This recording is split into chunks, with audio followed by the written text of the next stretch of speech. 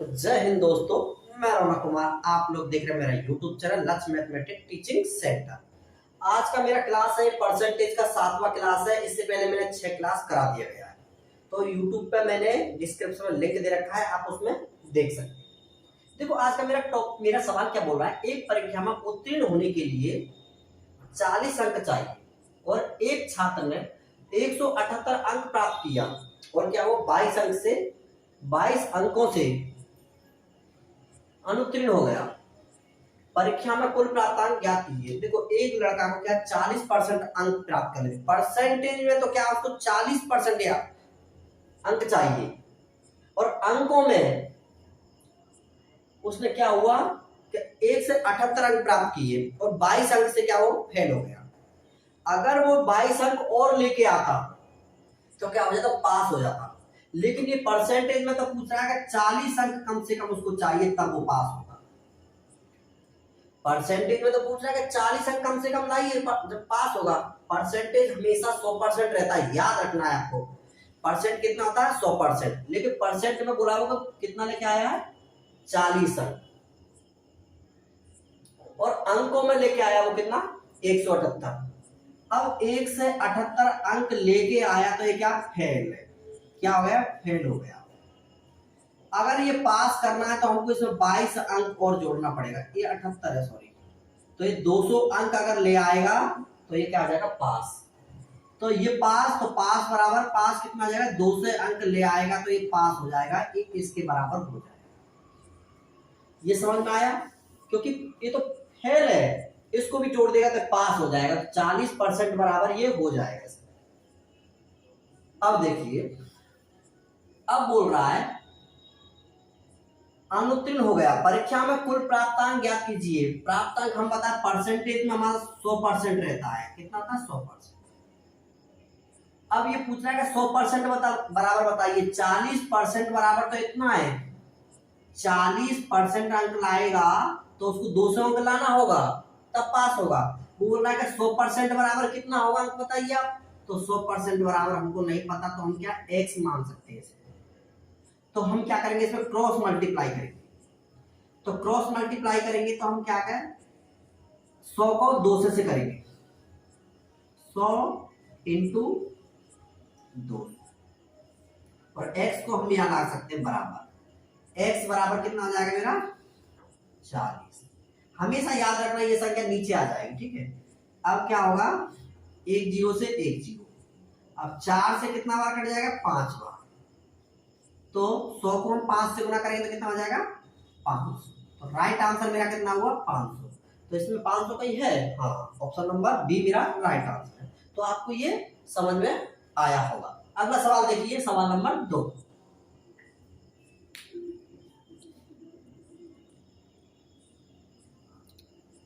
देखो अगला सवाल मेरा क्या बोल रहा है कि एक उम्मीदवार को कुल अंकों का 30% प्राप्त 30 एक उम्मीदवार को कुल अंकों का 30% प्राप्त करना है। उसने कुल अंकों का 25% प्राप्त किया तथा 40 अंकों से अनुत्तीर्ण हो गया। अधिकतम अंक क्या है। देखो एक उम्मीदवार को क्या 30% अंक प्राप्त करने थे। 30 अंक अगर वो प्राप्त कर लेता तो वो क्या पास हो जाता, क्या हो जाता पास हो जाता। लेकिन उसने क्या किया 30 अंक ना प्राप्त किए और कितना प्राप्त किया 25। परसेंटेज में तो क्या 25% प्राप्त किया और अंकों में क्या 40 अंक से अनुत्तीर्ण हो गया। तो देखो पास अगर किया तो कितना अंक से 30%, फेल हो गया वो, फेल में कितना 25%। तो देखते हैं हम कितना अंक से फेल हुआ है वो 5 अंक से फेल हो गया। कितने अंक से 5% से फेल हो गया। और अंकों में कितने से फेल हुआ है वो 40% से फेल हुआ है। 40 नंबर सॉरी कितने 40 नंबर से फेल हुआ। परसेंटेज में तो 5% से फेल हुआ है और अंकों में कितने से फेल हुआ है 40 अंकों से। तो बोल रहा है कि अधिकतम अंक क्या है, तो अधिकतम अंक 100% बराबर हमसे पूछ रहा है कि टोटल नंबर कितना होगा। 5% बराबर तो इतना है, लेकिन वो पूछ रहा है कि 100% बराबर बताइए। तो देखो हम क्रॉस मल्टीप्लाई करेंगे तो मेरा क्या उत्तर आ जाएगा। इसको आप सोल्व कर दोगे तो आपका उत्तर आ जाएगा। कैसे? 100 इंटू 40 बराबर, ये 5 नीचे आ जाएगा बटा 5 और x ले सकते हैं हम इसकी जगह। ठीक है, अब कटेगा ये, हाँ, इससे कितना बार? 8 बार। तो अब 8 का गुना 100 से करेंगे तो कितना आ जाएगा? 800। तो मेरा राइट आंसर कितना है? सी। तो आपको ये समझ में आया होगा। सवाल नंबर 3 देखिए।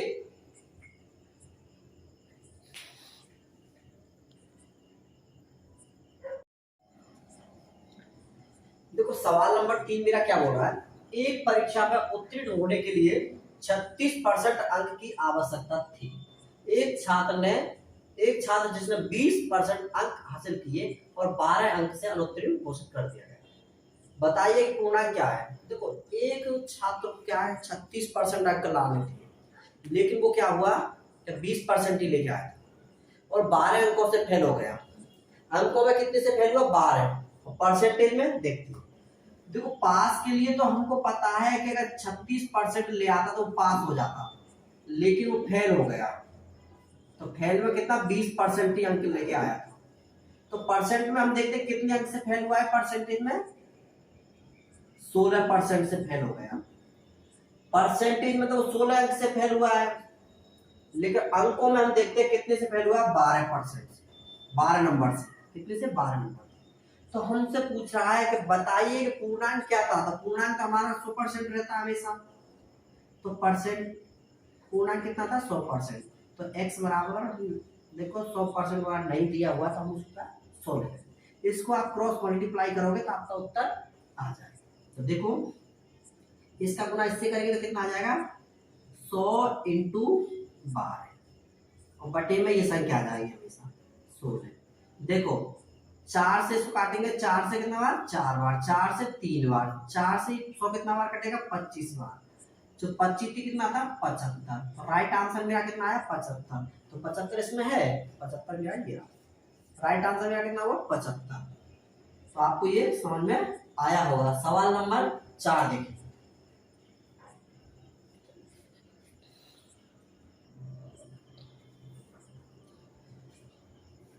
सवाल नंबर 4 है मेरा, एक विद्यार्थी को पास होने के लिए कुल अंकों का 33% प्राप्त होना आवश्यक है। उसने कुल अंकों का 25% प्राप्त किया और 40 अंकों से फेल हो गया। तो फेल हो गया, कुल अंकों की संख्या क्या है? देखो एक पास होने के लिए क्या हुआ, उसे 33% अंक की जरूरत है। कितना? 33%। लेकिन वो फेल हो गया। फेल हो गया तो कितना परसेंट लेके आया? 25%। 25% अंक लेके आया। 25% में तो 25%, लेकिन वो कह रहा है कि 40 अंकों से फेल हुआ है। और अंक में वो कितना अंक से फेल हुआ है? 40 से। तो हम देख रहे हैं इन दोनों का डिफरेंस कितना है। तो 33 और 25 का डिफरेंस हम देखेंगे। 13 में से 8 गया तो कितना बच, 13 में से 5 गया तो कितना बचेगा? 8। तो कितना है इनका डिफरेंस? 8% का। अगर 8% और ले आता तो पास हो जाता, लेकिन 8% से फेल हुआ है और अंकों में 40 नंबर से।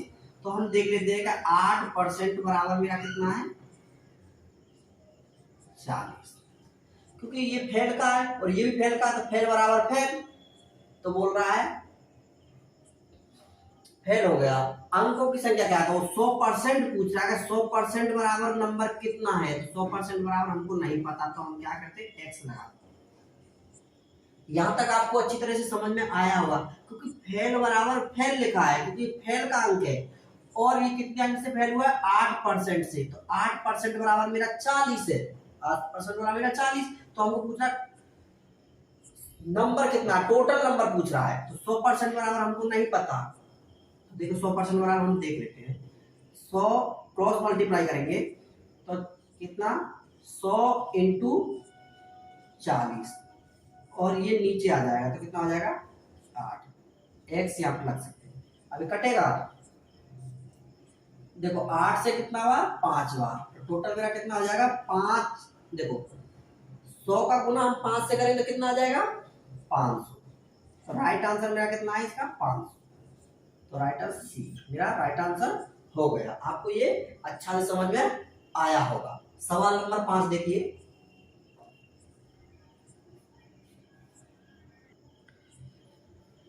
देखो सवाल नंबर 5 मेरा क्या बोल रहा है कि एक विद्यार्थी जिसने 20% अंक प्राप्त होते हैं, कितना अंक प्राप्त करता है 20% प्राप्त करता है, और 30 अंकों से क्या वो अनुत्तीर्ण हो जाता है, फेल हो जाता है।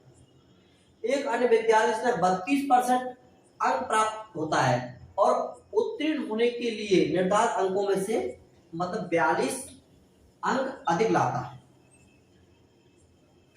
अधिकतम अंक ज्ञात कीजिए। अब क्या हुआ, एक विद्यार्थी क्या हुआ अगर 20% अंक लेके आया और क्या हुआ वो कितना 30 अंकों से क्या फेल हो गया। अगर मैं इसमें 30 अंक अगर मैं जोड़ देता हूं तो क्या ये पास हो जाएगा, क्योंकि 20% में अगर 30 अंक से फेल हो गया, अगर ये मैंने जोड़ दिया तो कितना पास हो गया। अब दूसरा क्या हुआ 32% अंक लेके आया, कितना 32%, लेकिन क्या हुआ वो परसेंट में 32 अंक लेके आया, लेकिन अंकों में क्या 42% अधिक लेके आया। अगर मैं इसमें 42 नंबर घटा भी दूंगा तो कोई फर्क नहीं पड़ेगा, क्योंकि 42 नंबर इसके पास ज्यादा है, इसके पास कम, तो मैंने जोड़ दिया। तो हम देखते हैं ऐसा सवाल आता है तो हमेशा याद रखना है परसेंटेज को घटाते हैं सवाल।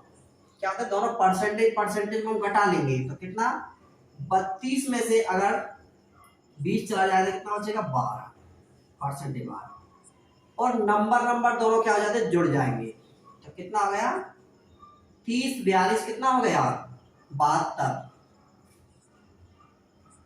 अब देखिए हमको पूछ रहा है अधिकतम अंक ज्ञात कीजिए। अधिकतम तो मेरा 100% रहता है, तो 100% का मेरा मान पूछ रहा है 100% बराबर क्या है। तो 100% बराबर हमको नहीं पता, 100% बराबर हम x मान लेते हैं। अब देखिए अब क्या करेंगे हम क्रॉस मल्टीप्लाई करेंगे। क्या करेंगे क्रॉस मल्टीप्लाई।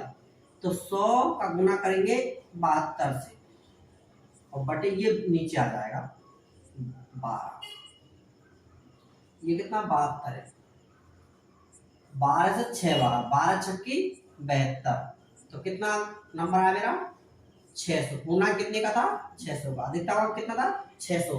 तो आपको ये समझ में आया होगा। इस तरह का सवाल आता है तो क्या देखो अगर ये पास बराबर पास, ये दोनों ये भी पास कर दिया मैंने, ये भी पास है, क्योंकि अगर इसमें से 42 अंक घट भी जाएगा तो क्या फर्क पड़ेगा, 30 के बाद 42 अंक ज्यादा है, तो ये पास हो गया। तो ये आपको ये समझ में आया होगा।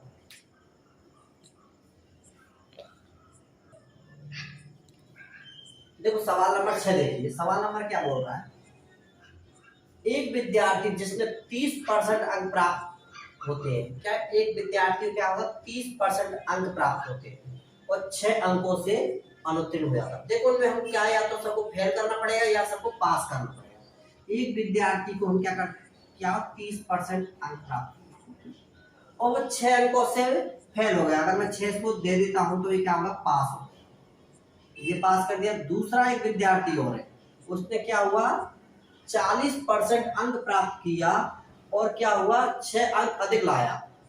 एक विद्यार्थी का 40% अंक प्राप्त किया, 6 अंक अधिक लाया। अगर इसमें 6 में घटा देता हूं तो इसके बराबर हो जाएगा नहीं, क्योंकि पास हो जाएगा, क्योंकि 6 अंक इसके पास ज्यादा है और इसके पास 6 अंक कम है, इसलिए इसको जोड़ दिया। इसके पास में ज्यादा है इसलिए मैंने घटा दिया। अब देखते हैं, अब बोल रहा अधिकतम अंक क्या है।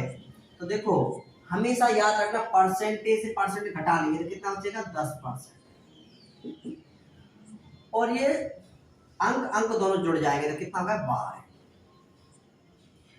अब पूछ रहा अधिकतम अंक, तो 100% बराबर हमसे पूछ रहा है, तो 100% बराबर हमको नहीं पता, तो हम 100% बराबर x। 10% बराबर तो कितना मेरा 12 है, तो 100% बराबर हमसे पूछ रहा है तो हम क्या करेंगे क्रॉस मल्टीप्लाई करेंगे। तो 100 इंटू 12 बटा 10, 1 0 से 1 0, तो गुना करेंगे तो कितना है 120। तो राइट आंसर मेरा कितना है 120। तो मेरा राइट आंसर डी, मेरा राइट आंसर। तो आपको ये समझ में आया होगा अच्छा से। सवाल नंबर 7 देखिए।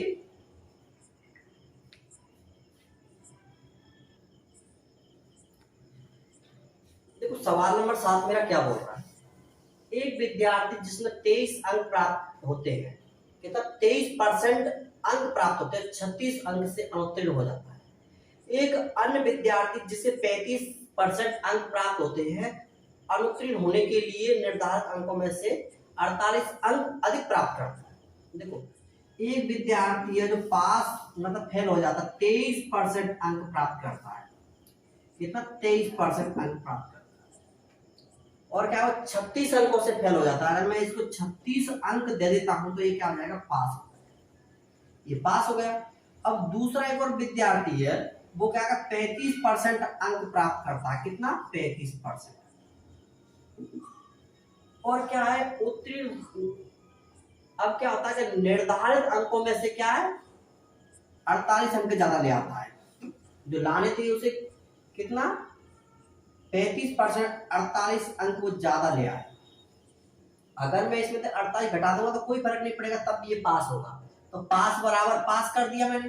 अब मैंने आपको क्या बताया कि हमेशा परसेंट से परसेंट घटा लीजिए, तो इसमें से ये घटाएंगे तो कितना बचेगा मेरा 12, क्योंकि 35 और 23 कितना बचेगा, 5 में 3 2 और 1, कितना बचेगा 12। तो 12%, और अंक अंक दोनों जोड़ लीजिए तो कितना हो गया मेरा अंक 84, कितना हो गया 84।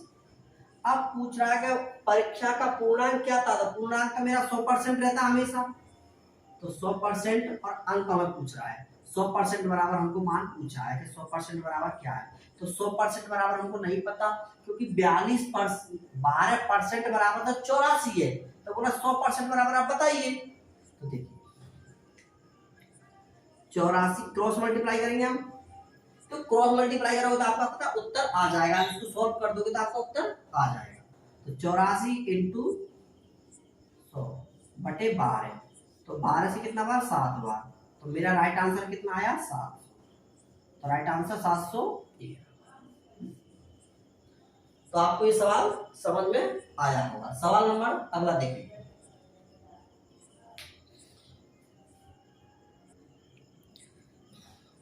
देखो सवाल नंबर 8 मेरा क्या बोल रहा है, एक विद्यार्थी जिसमें 29% अंक प्राप्त होते हैं, एक विद्यार्थी का 29 अंक प्राप्त होते हैं, 6 अंकों से फेल हो जाता है, 6 से क्या होगा फेल हो गया। एक अन्य विद्यार्थी 43% अंक प्राप्त होते हैं, जो कि उत्तीर्ण होने के लिए न्यूनतम अंक जो अंक आने चाहिए थे उससे क्या वो 8 अंक अधिक ले आता है।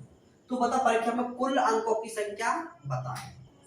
एक विद्यार्थी 29% अंक प्राप्त किए और क्या हुआ 6 अंक से वो फेल हो जाता, अगर 6 अंक इसको मिल जाते तो पास हो जाता।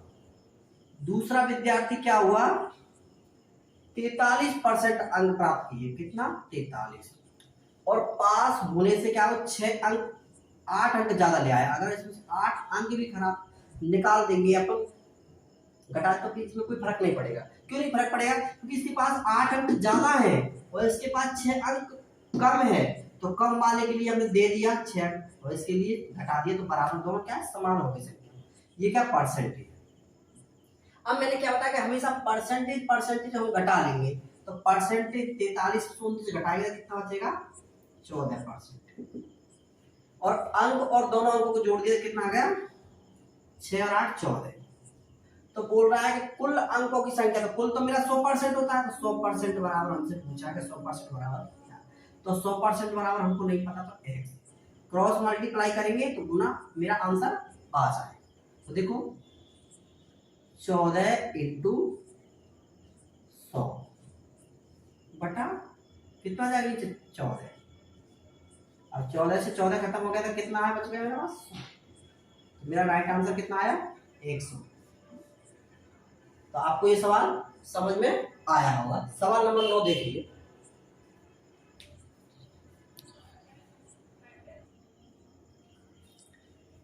देखो दोस्तों मेरा 9 सवाल क्या बोला, 9 नंबर सवाल, एक राम किसी परीक्षा में 40 अंक लाया, 40% अंक लाया और 20 अंक से फेल हो गया। रहीम उसी परीक्षा में 35% अंक लाया और 30 अंकों से फेल हो गया, तो परीक्षा का पूर्णांक तथा पास होने का न्यूनतम अंक बता के, तो पूर्णांक बताना पड़ेगा और न्यूनतम अंक। अब देखो इसमें क्या हुआ, 40% अंक लाया 20 अंक से फेल हो गया और 35 अंक लाया फिर भी क्या 30 नंबर से क्या फेल हो गया। अब वो क्या दोनों में फेल हो गया। तो अगर इस तरह का आता है हमारा सवाल, देखिए 40% अंक लाया और क्या 20 से फेल हो गया, तो इसको क्या पास कर दिया। अगर दूसरे में क्या 30% अंक कितना लाया, 35% अंक लाया और 30 अंकों से फेल हो गया, तो 30 में अगर दे दी तो मैं कितना आ गया, ये पास हो गया। 30% अगर इसको ये इसके बराबर होगा क्योंकि इसको 20 अंक की इसको जरूरत पड़ती तो 20 अंक मैंने दे दिए, इसको 30 अंक की जरूरत थी तो इसको 30 दे दी। अगर इस तरह का सवाल आता है दोनों फेल वाला, तो हम क्या करते हैं, दोनों को ही घटाते हैं। इसको परसेंट घटाएंगे कितना चाहिए, 5%, और अंकों में से अंक घटाएंगे तो कितना है, 10%। समझ में आया। अब पूछ रहा है परीक्षा का पूर्णांक, तो पूर्णांक मेरा कितना था 100%, तो 100% बराबर मेरा 8।